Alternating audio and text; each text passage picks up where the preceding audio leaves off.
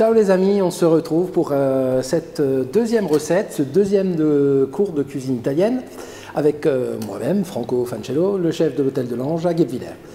Voilà, alors aujourd'hui je vous suggère de préparer ensemble un risotto courgettes et menthe. Alors un risotto courgettes et menthe, c'est un plat délicieux, végétarien, qui est plein de saveurs, qui est extraordinaire et qui a un avantage supplémentaire à un risotto normal, c'est qu'on va l'accommoder d'un muscat d'Alsace.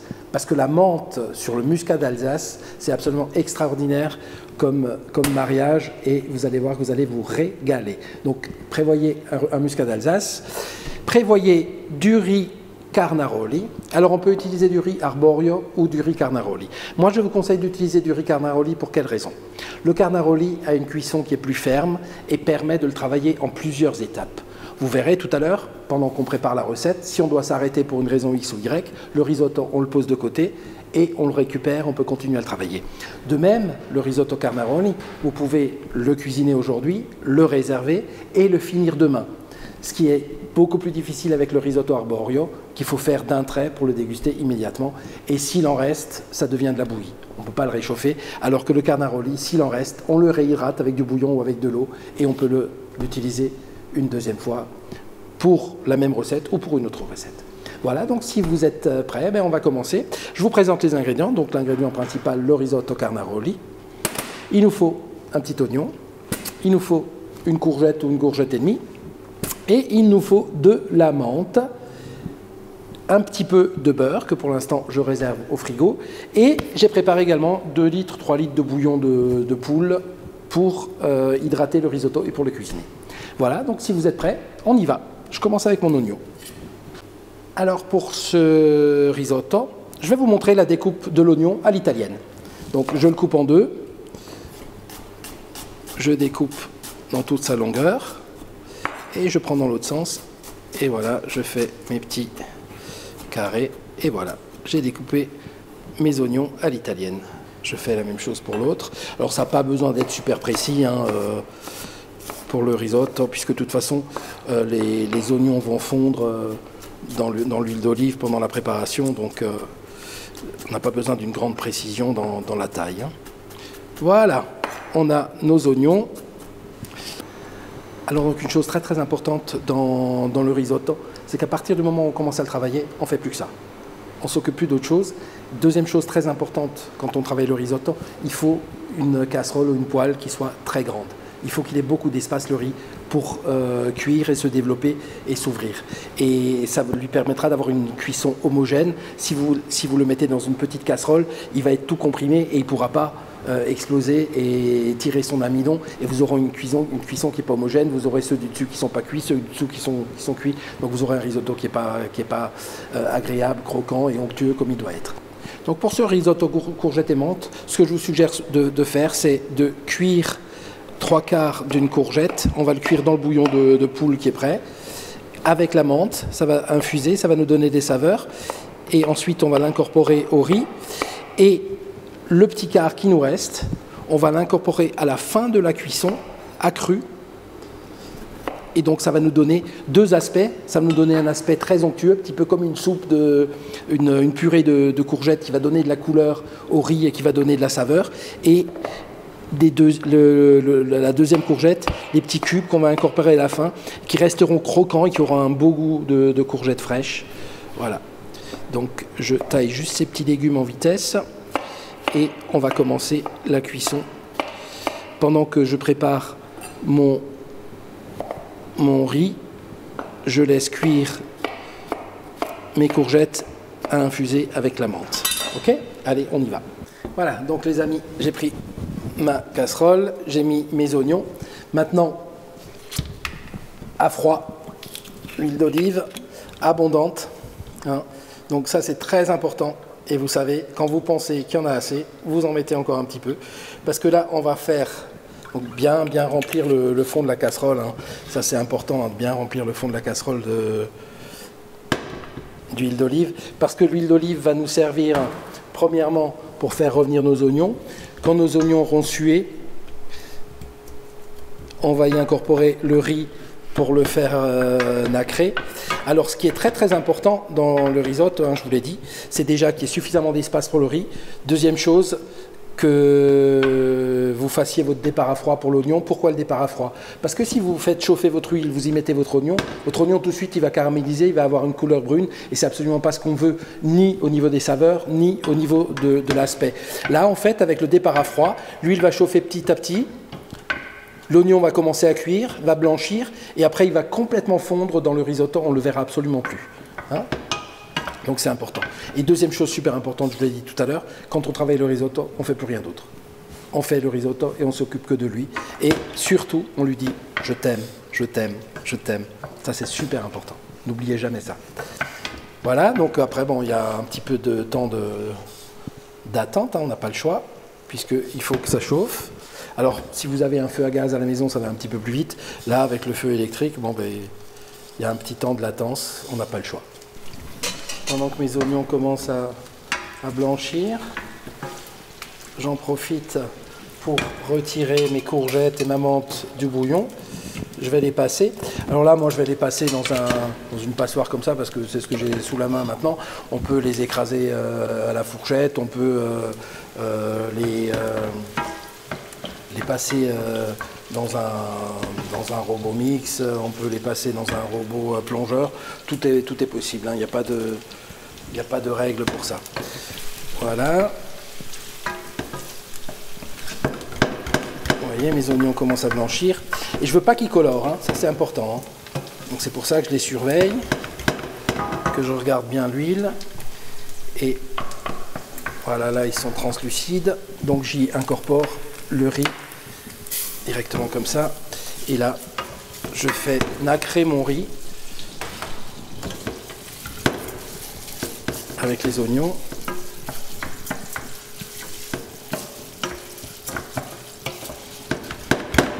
Et à feu vif, hein. Ça c'est important aussi, à feu vif. Mon bouillon est prêt, il est bien chaud. Je me le garde juste à côté. Je fais nacrer mon riz.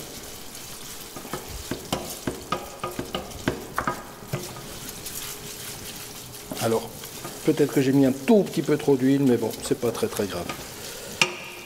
Ça va être complètement absorbé de toute façon après par la cuisson et par le bouillon. Vous voyez déjà les oignons, on les voit quasiment plus. Et après ils vont complètement fondre et on les verra absolument plus. Donc mon riz, je le nacre. Je lui laisse absorber l'huile d'olive. Et je le surveille en permanence. Je ne le laisse pas tout seul. Donc là, je prépare pour une personne, 2 personnes maximum. Hein. Voilà. Et je surveille bien que ça n'accroche pas. Et quand mon riz est nacré, qu'il est prêt, je commence tout doucement à incorporer le bouillon. Voilà, là on est prêt. Vous voyez, c'est une opération qui prend à peu près 1 minute. Et on commence à incorporer le bouillon petit à petit. Alors ça, c'est très important. Le bouillon, on le met petit à petit. Et ensuite, on laisse le riz absorber tout le bouillon. Quand il a absorbé tout le bouillon, on lui en redonne. Et on le travaille comme ça petit à petit. Voilà, en mélangeant. Alors forcément, ça produit beaucoup de fumée. Mais voilà.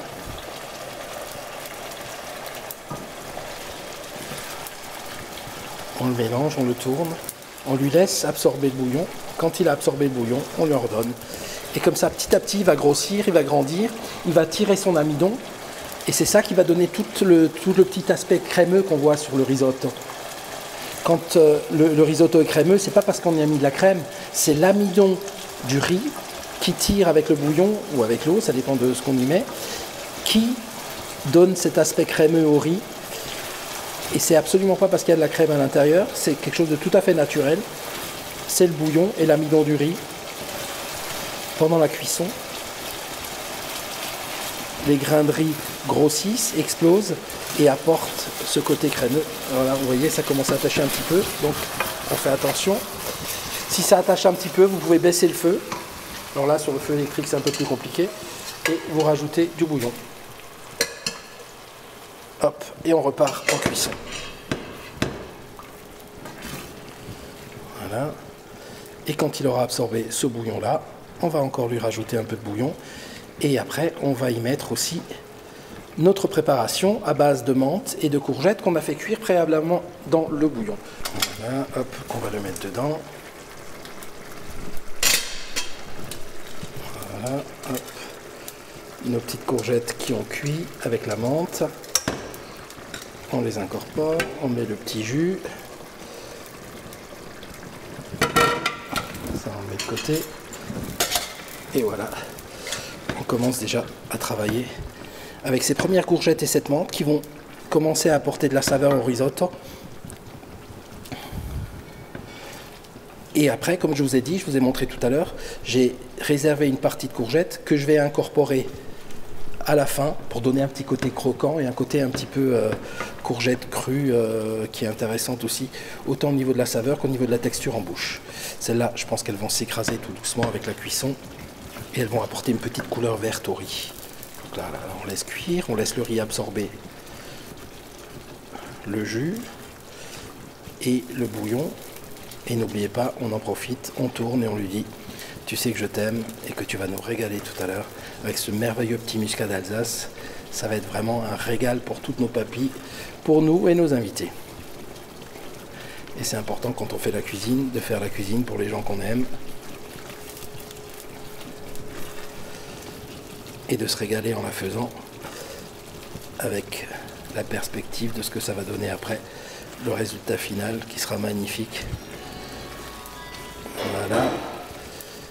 Quand il va pouvoir absorber le bouillon qui est là, on va lui rajouter un petit peu de bouillon et on va continuer la cuisson comme ça tout doucement et ça va prendre à peu près une vingtaine de minutes de préparation et on ne s'arrête pas de tourner. Si jamais vous devez faire quelque chose, répondre au téléphone, je sais pas moi, aller voir votre enfant qui est en train de faire quelque chose qui vous appelle, vous le sortez du feu.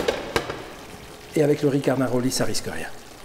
Quand vous revenez, vous le ramenez, vous le réhydratez et vous continuez la cuisson. Ça, c'est un des avantages aussi du riz carnaroli qui permet effectivement d'arrêter la cuisson, de faire autre chose et de revenir. Mais par contre, vous ne le laissez jamais sur le feu tout seul, vous ne partez pas faire autre chose. Quand vous êtes en train de faire vos risottos, il n'y a plus que lui qui compte au monde, il n'y a plus rien d'autre qui compte. Alors vous pouvez le faire à feu un tout petit peu moins vif si vous devez faire autre chose en même temps, mais là en l'occurrence on n'a rien d'autre à faire, donc autant qu'on le fasse à feu vif, en le surveillant et en lui envoyant tout notre amour. Voilà, on lui laisse absorber le bouillon et après on va rajouter du bouillon et on va continuer. Voilà, je sens qu'il attache un tout petit peu, donc hop.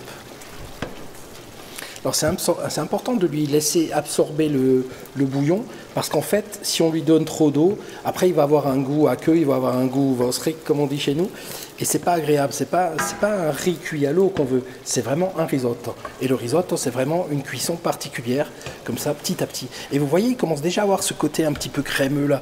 On commence déjà à voir la crème qui apparaît. Ça, c'est l'amidon du riz qui se dégage et qui enrichit notre plat.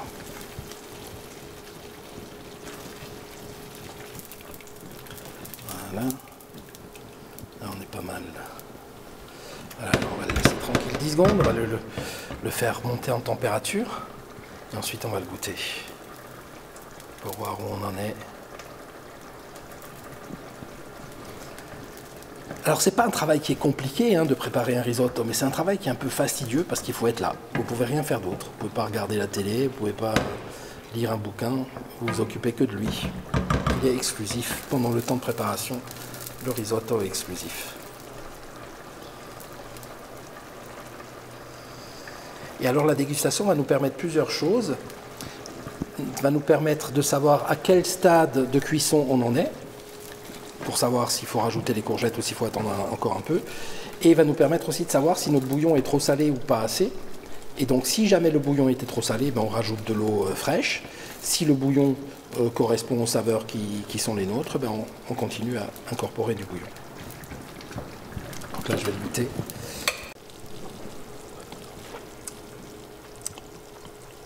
Encore un peu trop croquant. Ok. Donc là, je vous disais qu'on était sur un croquant encore intense. Alors, le risotto, à la fin, il faut qu'il soit croquant. Hein. Il ne faut pas qu'il soit explosé, papa là. Hein. Il faut qu'il soit croquant, mais quand même pas trop. Alors, là, on est bien. Il a absorbé. On va y mettre les courgettes crues que j'ai déposées quelque part, je ne sais plus où.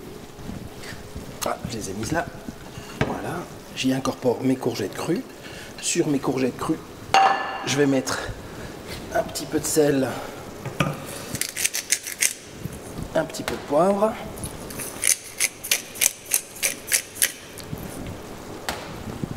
Et voilà, je mélange.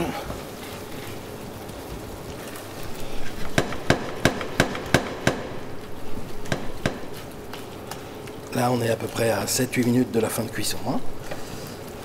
Alors après, l'avantage de ce système de cuisson avec le risotto carnaroli, c'est que par exemple, vous pouvez faire la moitié de la cuisson aujourd'hui et le finir demain, puisque c'est demain que vous voulez le manger. Donc demain, vous le finissez avec les courgettes crues. Et la première partie de cuisson, vous la faites comme on vient de la faire là, mais après, on le réserve, on le met de côté, à plat, et le lendemain, on le réhydrate et on finit sa saveur. Voilà, le bouillon qui est sorti, c'est pas grave.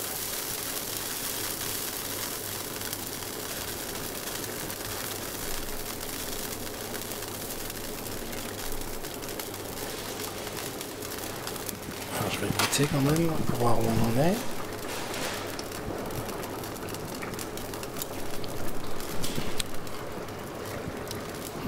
Encore 3 minutes. 3 petites minutes et je pense qu'il sera prêt.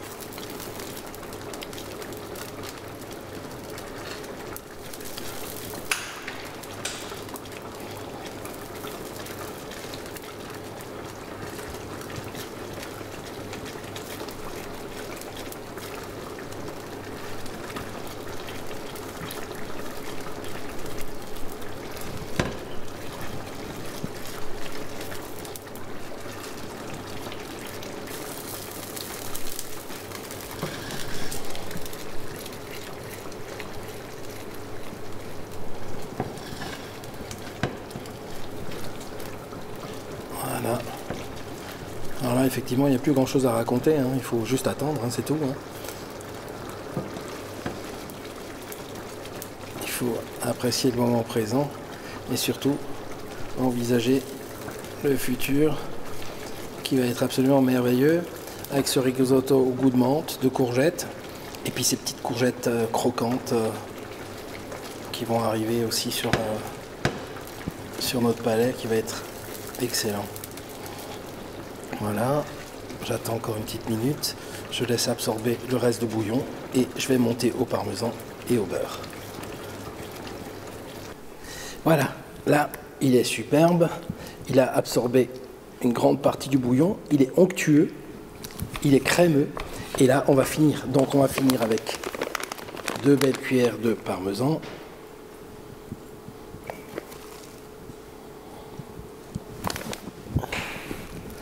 Voilà. Et maintenant, on va mettre 2 beaux morceaux de beurre. Alors le beurre, vous le sortez du frigo, vous ne le mettez pas à mou, hein, il faut mettre du beurre frais. Et on commence l'opération de mantecare, donc de monter le risotto. Et ça, c'est une opération qui se fait hors du feu. Et on tourne, on tourne, on tourne pour que le beurre apporte encore un petit peu d'onctuosité supplémentaire au risotto. Voilà. Hein, important, ça doit se faire hors du feu. Hein. Faut pas le faire sur le feu. Il est magnifique. Voilà. Attends, je vais le goûter. Mais à l'œil, il me plaît. La menthe vient derrière, en deuxième bouche. C'est superbe. Maintenant, il ne reste plus qu'à déguster un petit verre de pas de Gewürztraminer, un petit verre de muscat avec ce risotto courgette et menthe. Et régalez-vous. Alors ce risotto, vous le servirez en entrée. Voilà, donc là, les amis, on va dresser ce merveilleux risotto à la menthe et aux courgettes. Vous voyez, bien crémeux, bien onctueux. Il est superbe. Voilà. Et là, maintenant, une opération importante. Et voilà, une opération importante quand on finit le risotto, quand on l'a dressé, hop, on lui donne 2-3 petites fessées, il prend une belle place dans l'assiette et voilà. Et c'est magnifique, on peut le dresser et le déguster. Je vous remercie et je vous dis à la prochaine pour un cours de cuisine italienne. Ciao!